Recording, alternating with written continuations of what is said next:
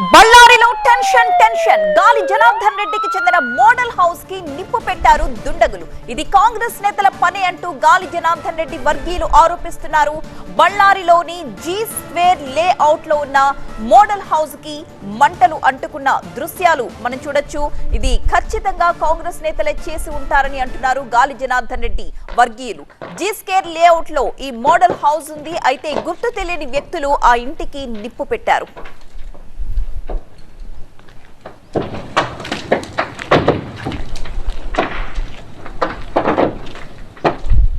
బళ్ళారిలో tension వాతావరణం నెలకొంది. గాలి జనార్దన్ రెడ్డికి చెందిన మోడల్ హౌస్ కి నిప్పంటించారు దుండగులు. ఇది కాంగ్రెస్ నేతల పని అంటూ గాలి జనార్దన్ రెడ్డి వర్గీయులు ఆరోపిస్తున్నారు. బళ్ళారిలోని జీ స్క్వేర్ లేఅవుట్ లో ఉన్న మోడల్ హౌస్ కు మంటలు అంటుకున్నాయి.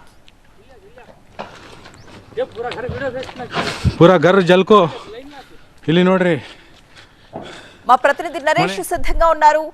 నరేష్, అసలు ఆ హౌస్ లో ఎవరైనా ఉంటారా లేక ఫామ్ హౌస్ లా ఉంటుందా ఏంటి? అసలు ఆ చుట్టుపక్కల ప్రాంతాలు పరిసరాలు ఏ విధంగా ఉన్నాయి? ఎవరు అక్కడికి వచ్చిన వ్యక్తులు? ఏం సమాచారం అందుతోంది? బళ్ళారిలో అయితే ఇంకా గాలి జనార్దన్ రెడ్డి వర్సెస్ నారా భరత్ రెడ్డి మధ్య వివాదం ఇంకా ముగిసినట్లయితే కనిపించదు. కొద్ది రోజుల క్రితమే బ్యానర్ విషయంలో వాల్మీకి మహర్షి విగ్రహావిష్కరణ సందర్భంగా చెలరేగినటువంటి ఆ వివాదం ఇంకా కొనసాగుతూనే ఉంది. తాజాగా నిన్న సాయంత్రం జీ స్క్వేర్ లేఅవుట్ లో అంటే 2011లో గాలి జనార్దన్ రెడ్డి శ్రీరాములు కలిసి వేసినటువంటి ఈ 109 ఎకరాల ఉన్నటువంటి ఈ జీ స్క్వేర్ లేఅవుట్ కి సంబంధించి ఇందులో ఒక ఫామ్ హౌస్ గాలి జనార్దన్ రెడ్డి అదేవిధంగా శ్రీరాములకు సంబంధించింది. దీంట్లో ఎవరు కూడా ఇంట్లో ఉండటం లేదు.